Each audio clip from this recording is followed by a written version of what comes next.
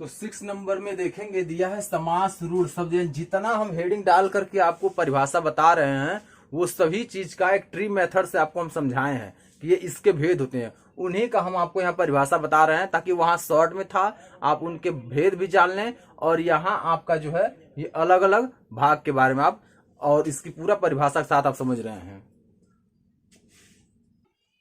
तो देखेंगे यानी समास रूढ़ क्या होता है, समास रूढ़ के बारे में बताएंगे।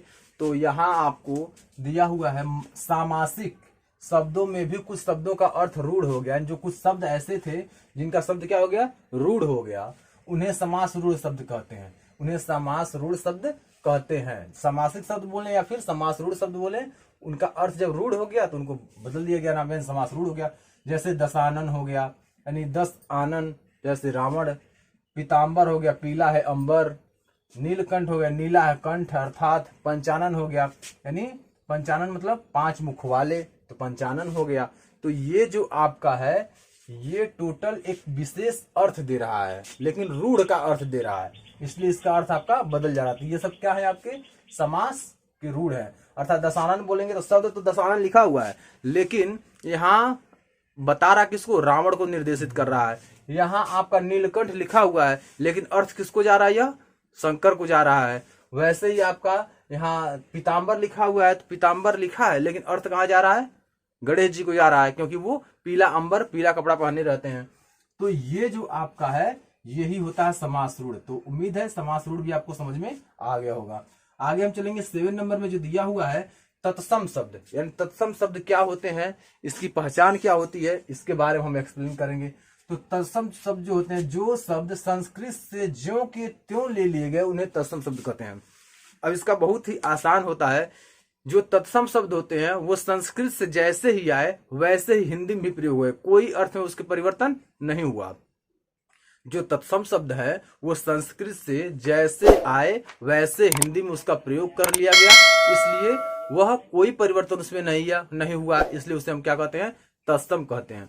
और जो तद्भव था वह संस्कृत से आया लेकिन हिंदी में उसका अर्थ बदल गया और हिंदी में बदल कर अर्थ प्रयोग किया जाने लगा, इसलिए उसका नाम पड़ गया तद्भव शब्द।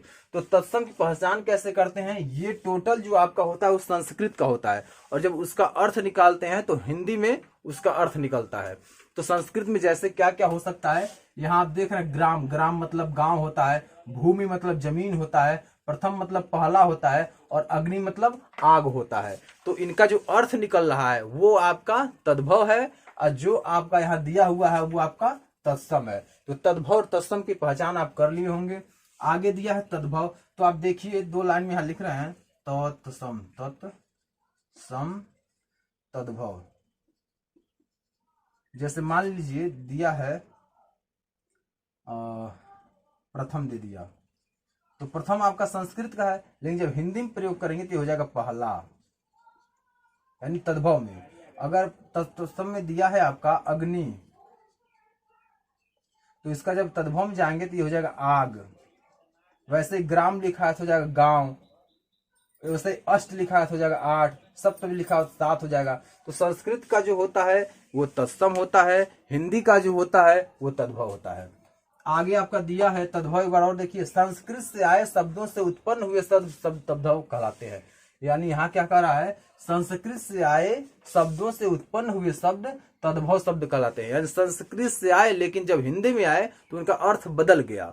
जैसे हस्त, हस्त मतलब होता है हाथ, तो संस्कृत से जब होकर के आए तो हस्त, तो जो तत्सम था वो हस्त ही लिखा जाने लगा, इसलिए हो गया तत्सम। लेकिन जब वह तद्भव बनाया गया तो तत्सम से यानी तत्सम से जब उसे तद्भव बनाया गया तो हस्त मतलब हाथ हो गया। जब हाथ प्रयोग होने लगा तो हो गया आपका तद्भव। तो आपको तत्सम और तद्भव विशेष डिफरेंस समझ में आ गया होगा। जैसे दे दिया है काम हो गया, वर्षा हो गया, माँ हो गया, आग हो गया, ये सब क्या होता है, ये आपके तद्भव शब्द होते हैं। 9 नंबर में दिया हुआ है आगत या विदेशी शब्द। यानी आगत या विदेशी शब्द मतलब आगत मतलब आने वाला और विदेशी मतलब विदेश देशों से, दूसरे देशों से आने वाला शब्द, दूसरे देशों से आने वाला शब्द, दूसरे देशों से आने वाले शब्द को आगत या विदेशी शब्द कहते हैं। आगत मतलब आने वाला, विदेशी मतलब अन्य देशों से। तो जो अन्य देशों से शब्द हमारे देश में आया और उसे अपना लिया गया तो उससे हम क्या कहते हैं, विदेशी शब्द कहते हैं। अब यहाँ दिया है परिभाषा में, जो शब्द किसी दूसरी भाषा से स्वीकार कर लिए गए, यानी जो शब्द किसी दूसरी भाषा से अर्थात चाइनीज से, जापानीज से, उर्दू से, जो शब्द दूसरी भाषा से स्वीकार कर लिए गए उसे हम क्या कहते हैं, विदेशी या आगत शब्द कहते हैं। विदेशी शब्द या आगत शब्द कहते हैं। तो जैसे क्या क्या हो गया, कैंची हो गया, बटन हो गया, तोप हो गया, कागज हो गया, ये सब क्या है, ये सब विदेशी भाषा से स्वीकार कर लिए गए हैं, इसलिए इन्हें विदेशी शब्द कहते हैं।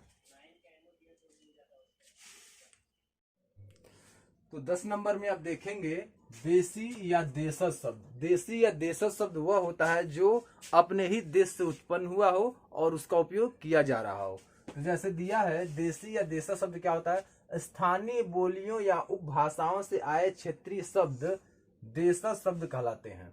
यानी जो स्थानीय बोलियों में, जैसे कहीं का भोजपुरी है, कहीं का मराठी है, तेलुगु है, ये सारा चीज है, तो स्थानीय बोलियों या उपभाषाओं से आए क्षेत्रीय शब्द देशज शब्द कहे जाते हैं।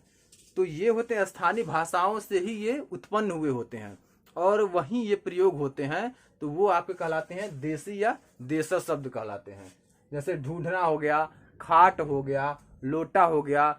लोग जब बोलते हैं अपने लैंग्वेज में तो एक लोटा पानी लावा, ऐसे बोलते हैं। तो लोटा जो आपका है वह आपका जो मूल शब्द है वो देशज से है। आगे दिया है आपका, उम्मीद है ये प्रश्न ये आपका समझ में आ गया होगा 10 नंबर। अब 11 नंबर दिया संकर शब्द। तो संकर शब्द क्या होता है, इसके बारे में पढ़ते हैं। तो संकर का अर्थ ही आप समझ रहे हैं कि संकर मतलब होता है जुड़ा हुआ। संकर मतलब जुड़ा हुआ। तो आप यहाँ देख रहे हैं, दो भाषाओं के मिश्रण से बने शब्द संकर शब्द कहलाते हैं। जब दो भाषाओं, उर्दू या फिर हिंदी या अंग्रेजी, तो दो एक शब्द में दो शब्द जुड़े करके एक शब्द बनाते हैं और उनका अर्थ अलग अलग, और उनका अर्थ जो होता है वो अलग अलग होता है। जब संधि विच्छेद करते हैं तो वो अलग अलग हो जाते हैं और उससे पता चलता है कि ये हिंदी से आए हैं या अंग्रेजी से आए हुए हैं, उन्हें हम कहते हैं संकर शब्द। तो संकर शब्द का एग्जाम्पल हम देखते हैं, दिया हुआ रेलगाड़ी। तो रेलगाड़ी जब लिखते हैं तो हम एक ही में लिखते हैं रेल गाड़ी, ऐसे लिखते हैं। तो ये जो शब्द होते हैं, जैसे रेल जब विच्छेद करेंगे तो रेल अलग हो जाएगा और गाड़ी अलग हो जाएगा। तो रेल का भी अर्थ होता है और गाड़ी का भी अर्थ होता है। तो आप देखेंगे रेल जो होता है शब्द वह अंग्रेजी शब्द है। जो रेल शब्द आपका है वो अंग्रेजी शब्द है और गाड़ी जो शब्द है वह हिंदी शब्द है। जो गाड़ी शब्द है वो हिंदी शब्द है और रेल जो शब्द है वो अंग्रेजी शब्द है। तो दोनों को जब मिला देते हैं तो आपका रेलगाड़ी बन जाता है। तो रेलगाड़ी एक क्या है, आपका शब्द बन गया। तो हिंदी और अंग्रेजी से मिलकर रेलगाड़ी बना, तो रेलगाड़ी आपका एक शब्द बना। तो ये दो भाषाओं से लिए गए हैं, अंग्रेजी और हिंदी से। दूसरा एग्जाम्पल हम देखेंगे, जांच करता। जांच करता, इसको लिखेंगे जांच करता। जैसे ब्लड जांच करते हैं, चाहे पानी जांच करते हैं, या फिर किसी और प्रकार की जांच होती है तो उसे जांच करता बोलते हैं। तो जांच है जो, ये जब वर्ण विच्छेद, जब संधि विच्छेद इसका करेंगे तो आपका जांच अलग हो जाएगा और कर्ता अलग हो जाएगा। जब जांच और कर्ता जब अलग होता है तो जांच जो शब्द होता है वो हिंदी का है। जांच जो शब्द है वह हिंदी का है और जो कर्ता शब्द है वो संस्कृत का है। तो ये जो जांच करता जो शब्द बना आपका हिंदी और संस्कृत से, दो भाषाओं से बन गया, हिंदी भाषा से और संस्कृत भाषा से बन गया, तो ये आपका जांच करता हो गया। तो यह टॉपिक आपका शब्द भेद का, तो यह टॉपिक आपका यही खत्म होता है जो शब्द भेद का टॉपिक था। अभी और भी आएगा पॉइंट में, इसमें प्रत्यय पढ़ेंगे, उपसर्ग पढ़ेंगे और भी सारा हम लोग पॉइंट इसमें पढ़ेंगे। तो यह वीडियो यहीं तक आपका। और स्टूडेंट अगर वीडियो अच्छा लगा हो तो हमारे चैनल को सब्सक्राइब करें, लाइक करें और अधिक से अधिक शेयर करें, ताकि और बेल आइकन दबा दें ताकि हर वीडियो की नोटिफिकेशन सबसे पहले आप तक पहुंचे और एक भी वीडियो मिस ना हो। क्योंकि जब कंटिन्यूटी बनाए रखेंगे, रेगुलर आप वीडियो को वॉच करेंगे, रेगुलर आप नोट बनाएंगे, तो किसी भी एग्जाम क्रैक कर सकते हैं। हमने बताया आपको कि क्लास 7-8 से लेकर, मतलब अपर लेवल के ही है, ये हाई लेवल पढ़ा रहे हैं। तो क्लास मान लीजिए 5 हो गया, 6 हो गया, 7 हो गया, 8 हो गया, 9, 10, 11 और 12, यानी 5 से लेकर के 12 तक के लिए ये आपका रामबाण है जो हम पढ़ा रहे हैं। उसके बाद जो आ रहा है आपका, जैसे CUET हो गया, फिर पीईटी हो गया, उसके बाद सीटेट हो गया, सीटेट हो गया, फिर आपका यूपी टेट हो गया, उसके बाद लेखपाल हो गया, लेखपाल के बाद आपका यूपीपी हो गया, यूपीएसआई हो गया, रेलवे हो गया, एसएससी हो गया। स्वान बहुत सारे एग्जाम के लिए ये बोला जाए तो मास्टर वीडियो और जो चैप्टर जो चल रहा है वो आपका हमेशा के लिए इंपॉर्टेंट है। कोई भी चीज आप कंपटीशन देते हैं इसमें अगर आता हिंदी तो सबसे इंपॉर्टेंट चैप्टर पढ़ता है।